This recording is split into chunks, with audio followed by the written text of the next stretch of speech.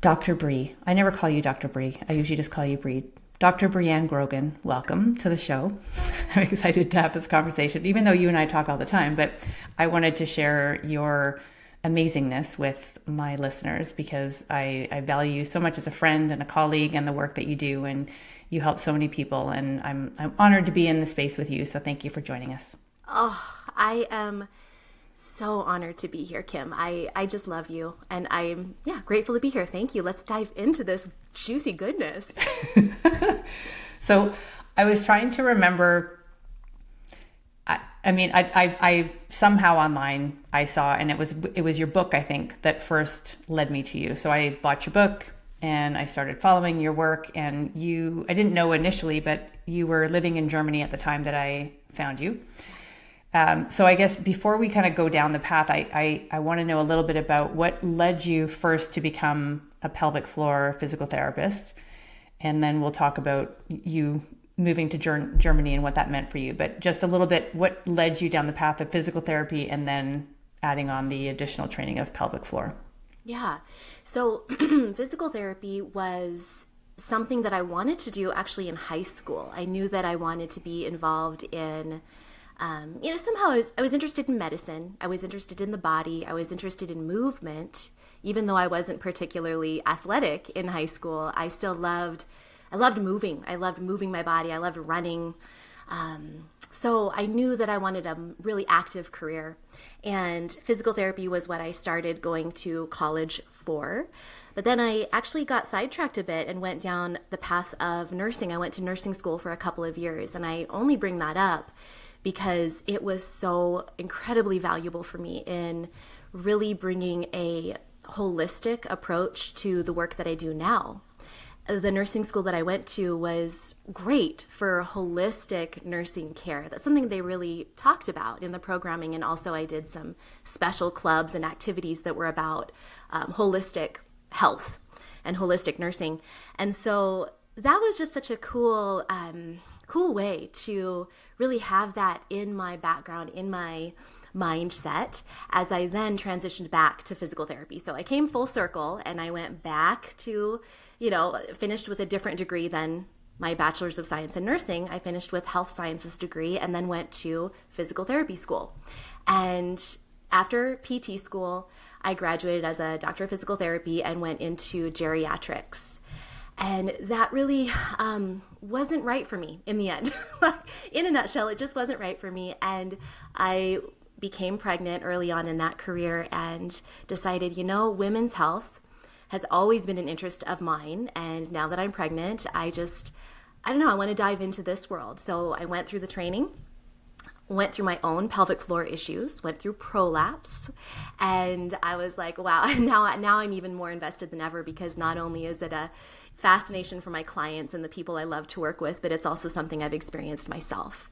So that's my pelvic health career in a nutshell. I was working in a clinical setting with outpatient physical therapy, all types of outpatient PT, but mostly I was focused on pelvic health, working with women and men in Portland, Oregon for a couple of years. And then my family and I moved to Germany.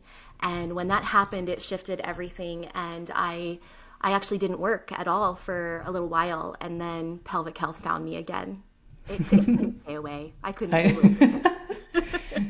Well, I'm glad you didn't stay away. And that was around about that time that I found your book and found you, I joined your newsletter, and you started to really go hard with YouTube and providing amazing free education to people. So step back, what led you to wanting to write a book? When did you write that book? So I wrote that book in 2015, which is crazy. That's a long time ago now. I know. And a lot has changed.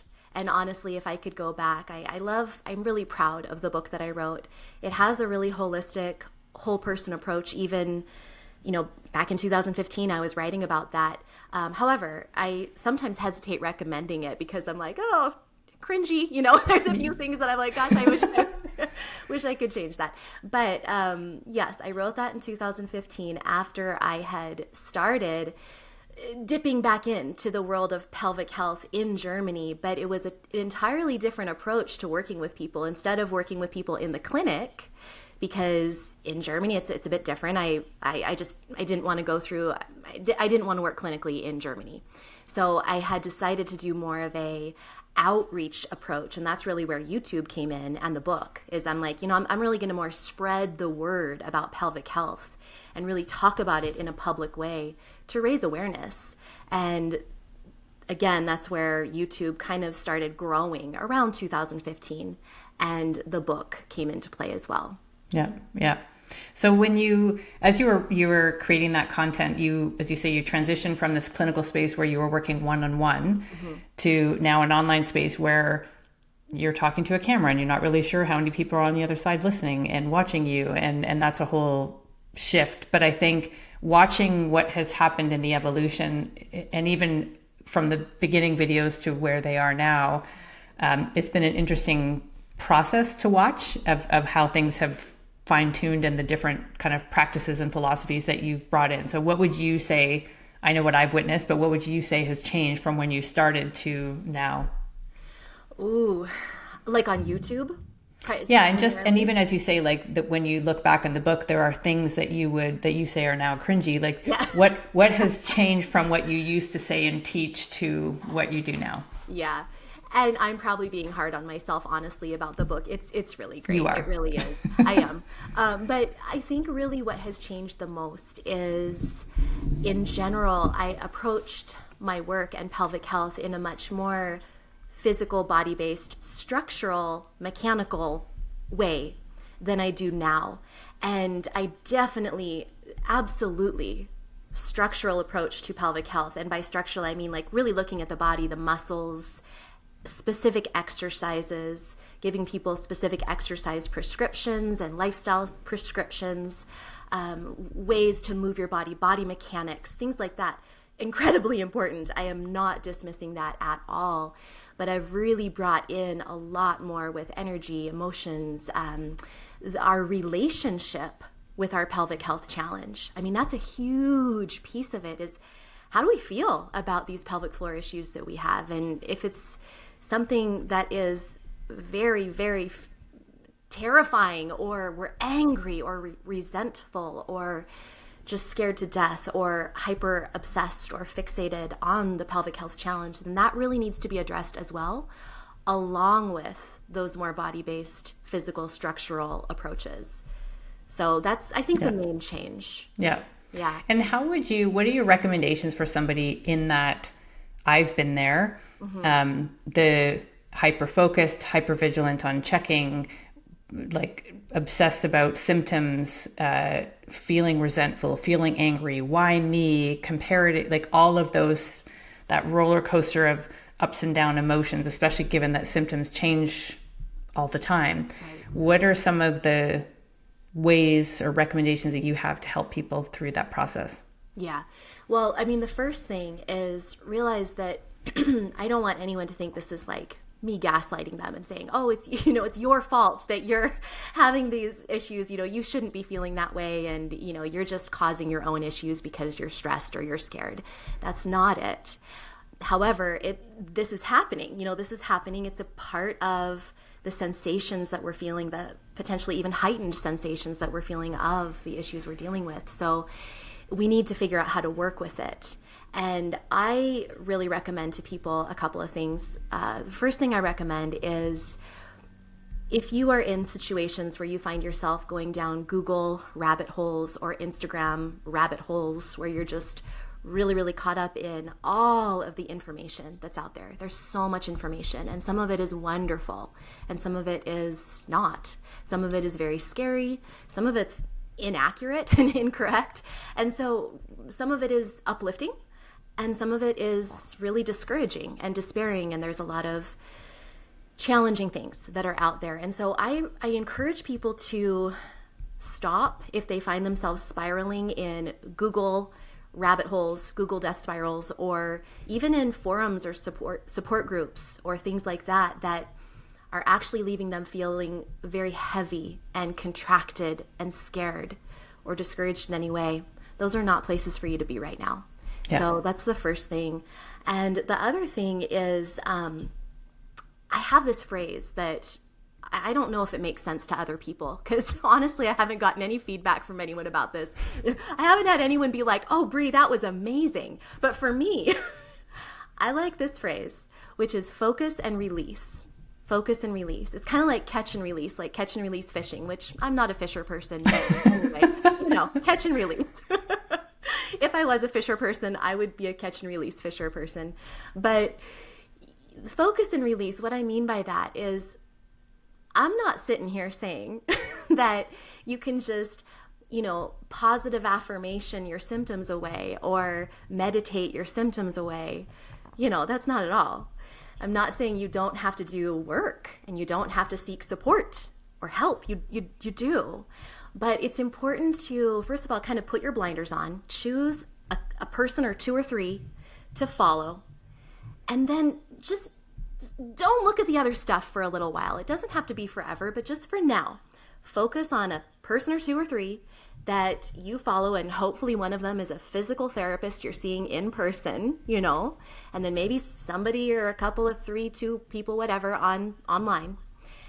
And then just put your horse blinders on so you're not getting distracted by all the other noise. Focus on those, and also actually do the work they're encouraging you to do. So don't just collect a bunch of Instagram posts or quotes or exercises or YouTube videos, etc. Actually do them. And then release, relax, let it go. Be like, okay, I did my exercises for the day. I did what my PT told me to do. I did, Kim's program. I did my Buff Muff app for the day, whatever it may be. I did my thing, and then go live your life and enjoy. And know that it might not be perfect in where you want it to be right now, but know that you're on your path, you're on your way.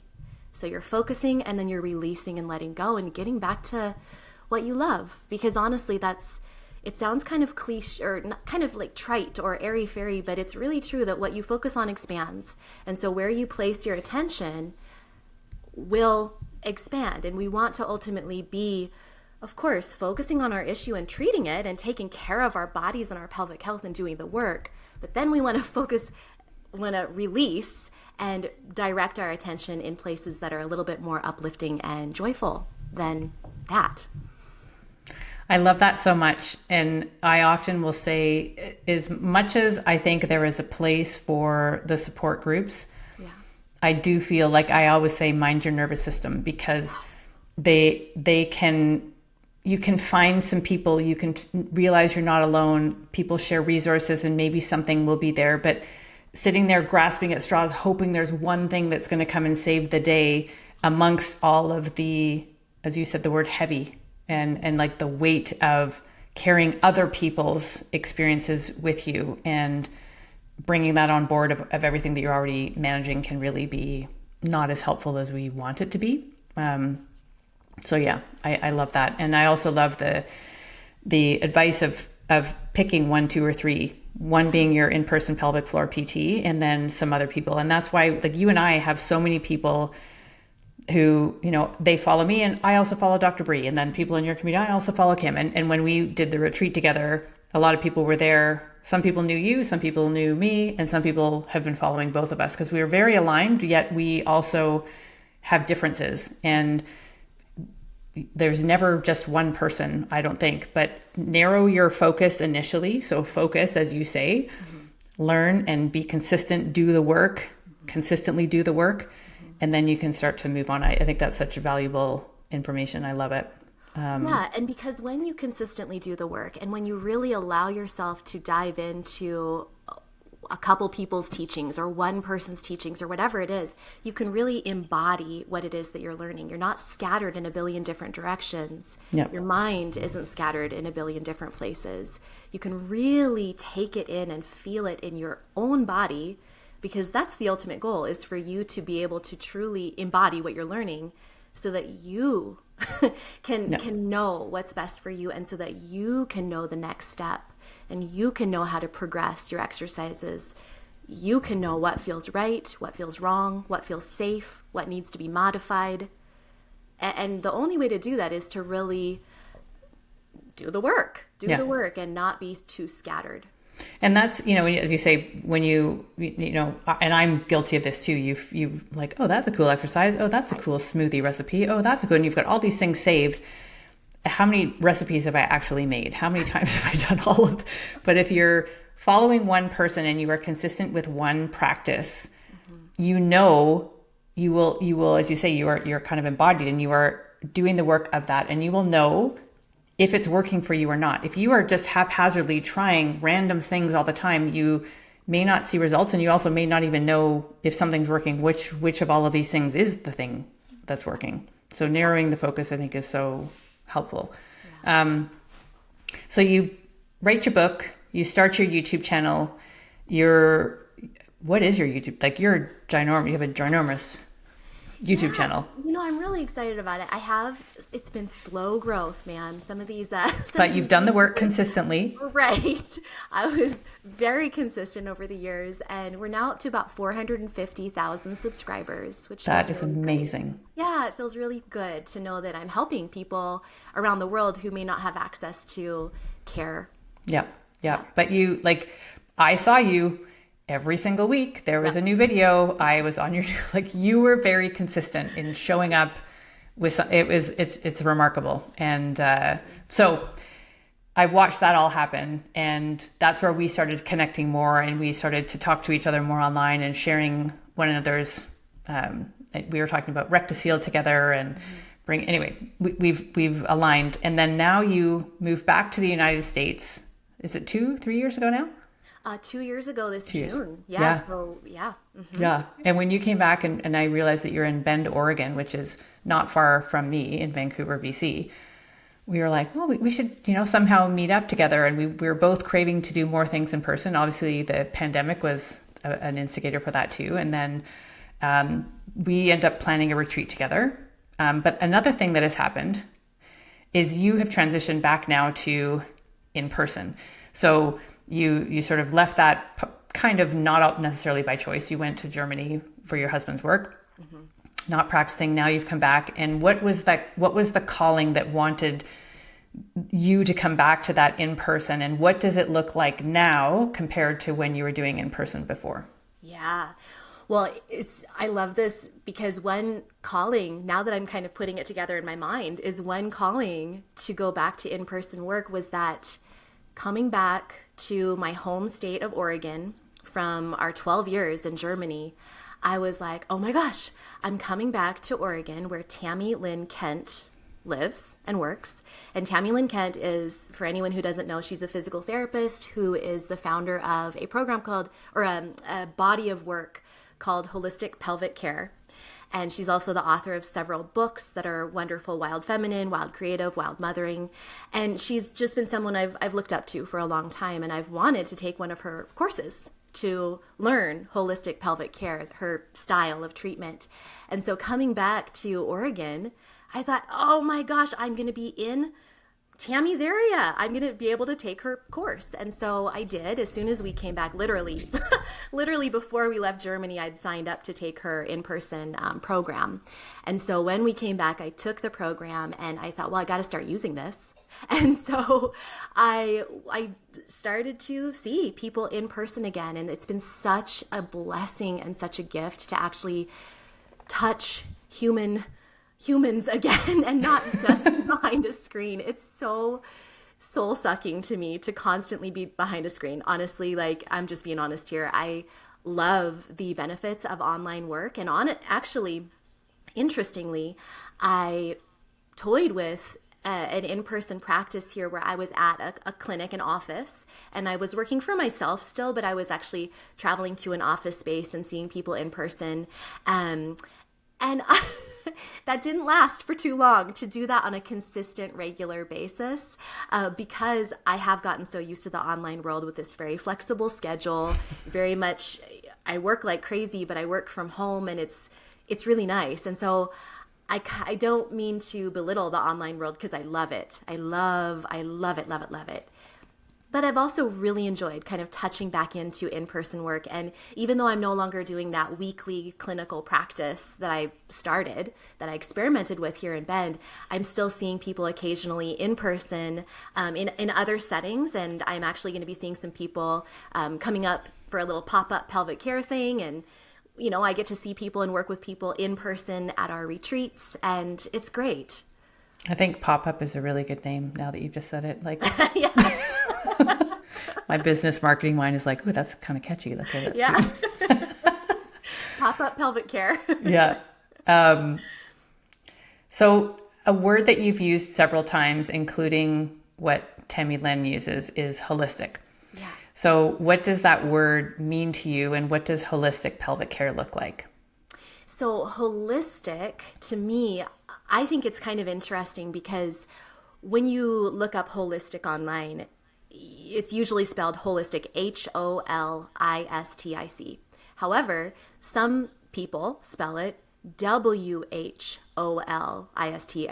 So whole, like a whole person. And to me, that's what I really think of. Sometimes I'll even write it holistic with the W at the beginning, or I'll just write whole person care. I mean, there's a billion ways to say it, but basically you're looking at every aspect of the individual, not just their diagnosis or the exact body part that's having an issue. You're looking at the whole person. So mind, body, spirit, and spirit doesn't necessarily mean religious, although, you know, spiritual can mean many things to many people, but energy, everything, like the whole thing, that everything that contributes to us is part of our health. It's part of how we live and present in this world. And so we do need to look at all of it. Nutrition, you know, so many elements that can contribute to a person's health and the way they walk through this world. So that's holistic to me. Tammy Kent's holistic pelvic care is, I'll just touch on that briefly because it's actually a specific type of trademarked a process of helping people in a therapist-client relationship, as a provider to client. So Tammy has a specific way that she teaches to work with people in a pelvic care setting. So if somebody says that they are doing holistic pelvic care, TM, trademark, that means that they've been through Tammy Lynn's courses. So I have been through her coursework, and I have adjusted it a little bit, modified things to make kind of my own way, because that's just what I do. And so I definitely use so much of Tammy's beautiful work and training in my work, but I've expanded to bring in a lot more embodiment work, somatic movement practices, and really love to make my sessions quite lengthy with clients, you know, at least 2 hours, if not 2 or 3 days that I'm working with people in a one-on-one container. Wow. Mm-hmm. So 2 to 3 hours is lengthy, but 2 to 3 days. So that's like a little mini retreat with you. Yep. So are they coming and staying in town, or where, like, what does that look like? Yeah. So at this point they stay in town. People who come and see me, they stay in town, not at my home. And then we do work together.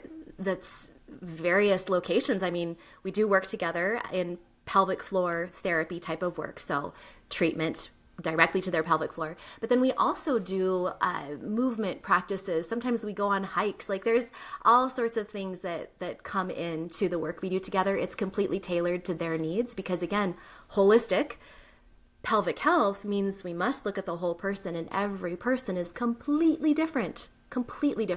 Yeah. So they're not just a muscle fiber that we're looking at that, you know, generally looks similar from person to person, a muscle fiber. Although even muscles are variable between people in the anatomy of the human body. Anatomy is quite variable. You know, there's some differences in people.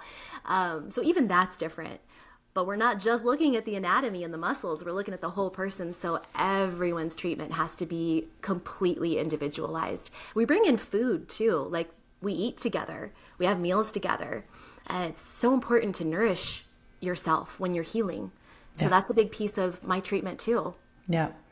You talk about having 4 pillars and nourishment. So food, nutrition being one, movement, mind, body, and body awareness. I think, did I say those correctly? Yeah. Yeah.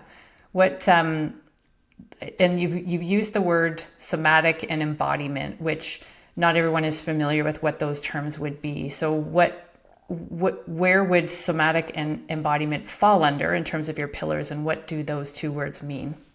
So those are going to fall under like that mind-body connection, and also body awareness. So really learning how to feel your body. A lot of us are very disconnected, and that's for many, many reasons. I mean, that can be from trauma, it can be from pain, it can be from simply the fact that we've been trained from young ages to not follow the impulses of our body. Don't cry. You're not hurt. That doesn't hurt. Don't throw a tantrum, whatever they may be. We've been really trained, sometimes for good reason, sometimes a little overly trained, away from feeling into our body. And so we've gotten really good at thinking about things and talking about things and processing things a little bit more in our head, in our minds. But dropping into the body can feel scary for some people. It can feel completely foreign to some people. It can feel numb and very disconnected for some people for a number of reasons. And a lot of people really don't trust their body. They don't trust that they'll know what to do. And I think that's something that I've really developed over the years in my own personal life. I've had a lot of health issues that I've dealt with. And of course, I've sought medical care. And in some cases, I've used the medication or whatever it was that I was given. But in other cases, that has not been helpful at all. And I've had to seek my own solutions through my body and through learning to trust my own impulses of what I know is working and what I know is not. And again, there's limits to this. Of course, we want outside help. We want medical help. We want to consult with experts. But I just always want to remind people that they're also the expert in their own body. Like, I want to empower people to drop in more. And so that self-awareness and mind-body connection is really it's developed. It can be developed through tools such as somatic movement, which is one way to describe it is soma means body. And so somatic movement is moving from within. So it's movement that is impulsed from within, not necessarily choreographed by somebody else or prescribed in sets and reps and etc. by an outside source. It's coming from within you.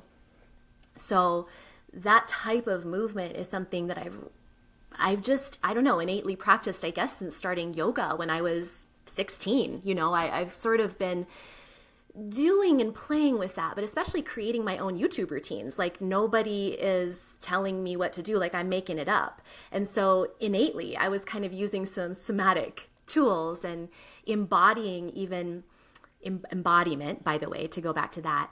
Embodiment is, one way to describe it is dropping into your body, out of your head and thoughts and mind and into your body.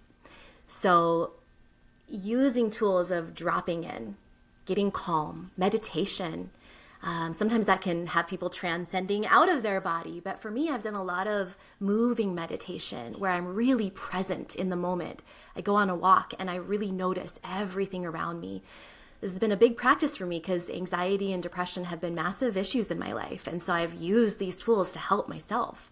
And these tools of somatic movement and embodiment have helped me learn how to trust myself and ultimately heal myself from a number of my own conditions. And they're so powerful for pelvic health. Yeah. Did I feel like I might have gotten a little off track there. No, you wove right. You answered it. It was all right, good. It was perfect. When we did the retreat together, and this is part of what, watching an evolution of you online was more of, I would say, this somatic movement and a dance element. And that's always been something for me that has felt, I like dancing when I'm by myself. Like when I hear a good little tune and when you say, let it come from within, I want to move, but I never feel like I move the way that I think that I look like. I think I look like I'm an amazing dancer, but when I watch other people compared to me, I'm like, oh no, I'm not moving at all like that. And I'm very rigid, and I'm very much the sets and the reps and the structure and the routine. And doing the retreat and we have a little dance party at the end was you created your playlist, and it was all varied type of music, and everybody resonates with something different, but it was very cool to watch all of us who felt really awkward. I would say the majority of people felt really awkward, even though we'd known each other for the whole week now, kind of come out of the shell. And there was nobody sitting down. Everybody was up doing some sort of movement. And it was we weren't all amazing. And I always say, I'm always trying to channel I see this amazing freedom in you, the way that you move, that I'm trying to harness in myself and try to do more of that. I have another good friend of mine, Alice Bracegirdle, who's been on this podcast. She's the founder of Belly Fit, and she's another person who she has this fluidity to her movement that I really aspire to. And I think that, when we think about from a pelvic health perspective, we think in the pelvis. We think, what is the magic exercise? What is the safe list? What is the not safe list? And it's not about that. It's about finding movement, freedom in movement, diversity in the movement, and building that trust and that, overcoming that fear that so many people are held back with, right? So, yeah. Yes. I mean, and it really comes to the pelvis, because I believe that so much of dance and fluid movement comes from a fluid, flexible spine that all of us can have. It does require working with it and practicing it, but we can all have that. And the health of our spine determines so much. But spinal movement and pelvic movement, it comes from our pelvis. So much of our dancing motion comes from the hips and the pelvis, and it requires safety. The pelvis is one of our centers of safety, our root chakra. This is a big safety center in our body. And if we don't feel safe, we're going to feel stiff, and we're going to judge ourselves. We might find ourselves kind of judging others too, and not to be mean, but it's just sort of what we do as humans. We kind of categorize things and compare things, and where do we stack up in this lineup, And I think that releasing judgment is really, really key. And a starting place for releasing judgment is releasing judgment of yourself, which requires safety in yourself, establishing a sense of safety and compassion for yourself first. So it's kind of like relationships with other people. They always say start with yourself. If you're looking for a new love relationship or a better partnership, it's like start with yourself. Mm-hmm. And the same with health and dance even. It's like just focus on you. And that requires establishing some safety in your system. Like I am safe to do this. I'm safe to experiment and practice with myself. Embodiment, it's about being in my body. It's not what other people are doing or what other people are looking at, but it does require practice with yourself first. Yeah. Yes, I heard a message in there to myself to let go of the judgment of my stiffness. You're amazing too. I gotta say, you're amazing. And everyone, Kim has a song that is fantastic and it will be played. She promised me that when this song comes on, she transforms into a rock star. And so this song will be played at our next event together, and I will be seeing her dance on stage. Yep. It's funny. It's on my playlist, obviously, when I'm working on every time. And I have filmed a couple of times. I've sent you, I'm like, I'm listening to the song, and I send you a message. But I appreciate that. It's not a side that I have cultivated. It just has not been. And learning more about you and your, like the ecstatic dance that you go to and the movements that you bring into some of your practices is really, really helping me. So thank you for that. But I want to talk a little bit about the retreat that we did and are doing again this year. When I was reading about your pillars, I feel like we covered those pillars really well. Yeah. And one of them was the nourishment and nutrition piece. And we didn't do that. We were really, really fortunate to have been hosting at this organic farm where all of the food is grown and made on site. And we didn't have to cook it. We didn't have to think about the menu. It was just done for us. And this beautiful bounty of food would be laid out for us for all of our meals. And there were so many people that used the term, I feel so nourished, I feel cared for. and I'm pooping better, right? Like all the things that, and some of it is they feel relaxed. So that's going to help. They're away from their day-to-day stressors. That's going to help. But also what we're putting into our bodies is so vital. What would you guide people to in terms of when you say nutrition is one of your pillars? What do you cover in that realm? Yeah, so it's really tough because it is so individual. Everybody's so different about even their preferences, just down to what they like. I mean, if you're being forced to eat kale and you hate kale, then kale's not going to be any good for you. You're better off eating ice cream than kale if you're just hating every bite you put in your face. So preference, like personal preference is there. Then you have, ethical and moral concerns and preferences, such as different ways that you want to feed yourself, religious concern. There's so many different things out there aside from actual, food sensitivities or food allergies that you have in your body. When you eat certain things, it causes inflammation, and everybody's different in that regard too. So I don't give general like blanket advice to people in my programs and when I'm working with them, but I am a huge proponent of eat clean, move every day. So that's what I say at the end of every YouTube video. And of course, everybody knows this. It's very basic. This is not rocket science here, but sometimes we do need that reminder. I do too. I love chips. I love crackers. I love, gluten-free goody things that are completely processed and ridiculous. And I think there's a time and a place for all of that. But I sometimes have to remind myself, oh yeah, eat clean, move every day. So it's basically coaching people to crowd out and I got this from Jessica Drummond, who's the founder of the Integrative Women's Health Institute, which I was in one of her very first classes of her Women's Health and Nutrition Coach certification program way back when. I mean, it was probably 2014 or 15 that I went through that. But she always talks about crowding out the bad stuff. I don't really like using the word bad, but crowding out the processed food or the things that are inflammatory to your body, whatever it is, crowding it out with good stuff, healthy stuff that's unprocessed, from the earth as much as possible, minimal ingredients as much as possible, crowding out the bad stuff with that good stuff and the stuff you like too. You want to enjoy it. You want it to taste good. And that's why I love the farm so much that for our retreat is they made healthy, simple food taste so good. Like everybody just loved it. And extraordinary. It was beautiful too. It was really pretty. Yeah. Yeah. It was a whole, when you think about digestion it starts in the mind, like just the smells, the sight, like everything about what they did was just exceptional. And I can't wait to go back.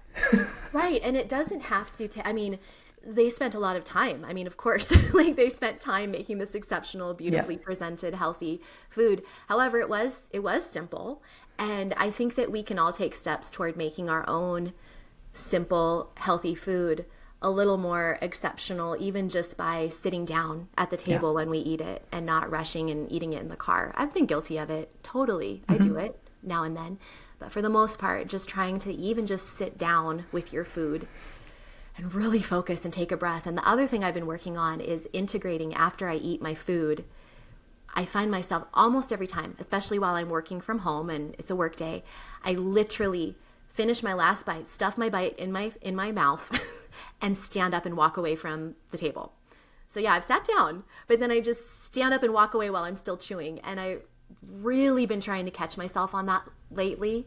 It's so much better for our digestion to just stay seated, take a beat, finish that bite of food, maybe take a breath or two, and then stand up and walk away. It's going to do wonders for your nervous system and your digestion. Yeah.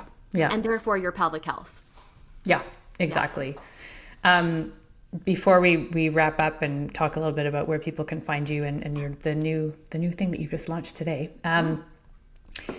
The other piece that came up, and I'm bringing our retreat up, not like, sure, yes, we want to promote our retreat, but it's just, that was a recent connection that we had with other people where we were witnessing transformations. And the people who came to us ahead of time reluctant to sign up because they didn't have a private bathroom. They were worried about bathroom issues. They were worried about their personal health situation, all of the things, all of the reasons that people were putting in front of them saying that I can't do this because, but yet they still took that step and shared a room, shared a bathroom, shared stories, bonded with other women, and we were giving people advice on pooping practices and that there are lots of bathrooms, but a lot of people were pooping better for many different reasons. But you and I also had a discussion because we were sharing a room together. What's your morning practice like? Because we've known each other online for years. We are very well connected, but this is the first time we're like, okay, we're going to be in physical space together. What do you do? And both of us seem to have a fairly similar practice of the morning, the routine, the quiet, a little bit of movement, but we want our space. We need our time. We want to be able to kind of sit and do our thing so then we can poop well, and then we carry on with our day. So what is your morning routine on a typical day? What does your morning routine look like? I am so happy we're ending with poop, is all I have to say. I think this is fantastic. Nothing can happen in a day until we've had a good poop, right? Yes, so true. So my daily routine is I get up. I have coffee. I mean, I usually do kind of like a half calf situation. It's quite complicated. I won't go into that, but I have my warm drink and I eat right away. I wake up hungry. That's not everybody, but for me, I wake up hungry and I eat. And that is very good for stimulating a movement between the warm drink and then a little food. And even so, I don't want to talk to anyone. And Kim, you and I were I loved that we were open about this. And it was like, yeah, I'm just no letting offense, you know. but yeah, no offense, but I don't want to chat in the morning. Like we need space. And so I'm at home. I am the same. Like I just don't really want to talk. I want to sit in my little quiet area and have my coffee and my little toast with flaxseed and the way I do it. And then I will, usually for me, actually what gets things going is either movement. So I'll go on a quick little walk outside and then it'll happen. But sometimes that can be a little too stimulating and I'm like, oh gosh, emergency, I'm out on the walk and here we go. So that can be hard. Sometimes I like to save my walks and my movement for after I've gone to the bathroom. But almost a home run for me every time is actually getting to work, like going onto my computer for whatever reason for me, checking my email, just standing at my computer or lying on my belly and checking on my laptop and just kind of mindless work, nothing that takes too much mind energy, but just work. That always gets me going. So it takes about 30, I need to give myself at least 30 minutes. And I'm not shy about asking for that time when I'm with friends, when I'm even vacationing with my husband, like he knows it's my time. Don't talk to me, and we have a system. Yep. Yeah. Mm-hmm. Likewise. There's a phenomenon. I'm forgetting the name now. It's like the Marioki phenomenon or something. And it's basically, and this is proven, that if you go to a bookstore, and I'm sure this could be, oh yes, it could be any kind of store really, but if you're going into a bookstore, that there, so many people will notice after they've been in there for, 5-10 minutes, and all of a sudden they're like, I need a bathroom. Because, and part of what you've just said too, where it's, you get to work, which for some people, depending on what your work is, work could take a lot of concentration and focus and energy, but it takes your concentration away from, oh my God, am I going to poop? Am I going to get, right, like all the worry that is often associated with pelvic health stuff. And so when we distract ourselves and take our mind away, whether we're reading the back of a book at a bookstore or labels at a food store or something like that, that can be a way to stimulate a bowel movement, which I thought was kind of cool. Okay, so this is amazing. I think we just brought something else full circle. This is kind of like focus and release. Yeah, totally. Totally. Like focus, I'm going to have my coffee, I'm going to have my toast, I'm kind of focusing on getting things moving, and now I'm going to release. I'm letting it go. I'm not focusing on my poop anymore. I'm just going to get to work. Let that shit go. Let that shit go. Yeah. Okay, so today, just before we started recording, you told me you have launched a new something. So I want you to tell us a little bit about that, and also where people could come and do the in-person 2 or 3 days with you. Like, where can people learn more about you and work with you? Yeah. So I just launched a passion project of mine that I'm so excited about. It's called the Mind Body Pelvic Health Academy. And this is an academy that makes it sound kind of fancy and challenging, but it's for everybody. So it's not like it's just for, you're not going to earn an official degree at the end. You will earn a certificate of completion, but it's not an official degree. It's not a college or school like that. It's for everyone, but it's for anyone who really is interested in diving deeper into that mind-body connection and the mental and emotional work of pelvic health. So we do talk about structural stuff, but we start from a very outside-in approach, working really distal to proximal. We don't go straight to the pelvic floor muscles right away. It's very holistic, very well-rounded, step-by-step guided. And I'm just over the moon excited to take people through this so that they can really realize, my whole thing lately is we are all doctorates of our own bodies. Like, we can get that faith and trust and, I don't know, just scholarship, I guess, in ourselves. We have it. We just need someone to help sometimes guide us and help us understand. And the other thing is, for healthcare professionals who know a lot about the pelvic floor, pelvic health, they're welcome to join my Mind Body Pelvic Health Academy as well. So maybe you're a pelvic floor PT and you get a little freaked out when people come in with emotional issues that these things may be contributing to their pelvic floor issue, but you don't know how to help. And so this is going to give you some tools and resources for you to help yourself, but also to really understand the whole picture so that you can help your clients in new ways and direct them to places and resources when you don't have the skill set or tools, but you'll understand a little bit more about how to handle people in a holistic way. So that's the Academy. And just to kind of, I guess, make it easy, it's slightly complicated, but hopefully it's going to become easy soon for folks. I have 2 different websites. So I have one website called Vibrant Pelvic Health. And I'm online everywhere as Vibrant Pelvic Health. That's my YouTube channel, that's my Instagram, that's my website that has my foundational programs. So a program called Lift for prolapse relief and another program called Overcome Pelvic Pain. So those programs are wonderful.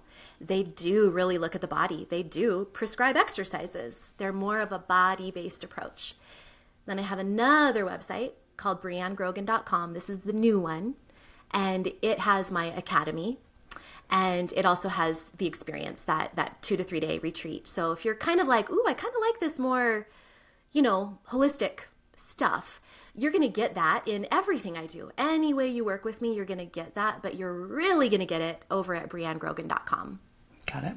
Perfect. Thanks for clarifying. That's awesome. I'm super excited for everything that you're doing. I know that this has been we've been talking about it since last year at the retreat, and again, watching it kind of unfold. So congratulations for launching that. That's huge. Thank you. It's been such an evolution. And that's the thing is I'm in this for the long game. Like, I'm in this for life. And of course, 14, however, 17, I don't know, a long time into pelvic health, 17 years into pelvic health. Of course, I've evolved. And of course, I need a new website and new programs to really showcase that evolution. So thank you for witnessing it, Kim, and thanks for asking about it. Yeah. Well, thank you for your time, for all the work that you do to move this conversation forward, advocate for women's health, the care that you provide to people one-on-one. And I will say when we do the retreat, there are 5 spots open for people to work one-on-one with us. And this year they're filled up again. They fill up very quickly, or 4 spots, I guess we do. And everybody who had their session with you, it was, I could see the transformation,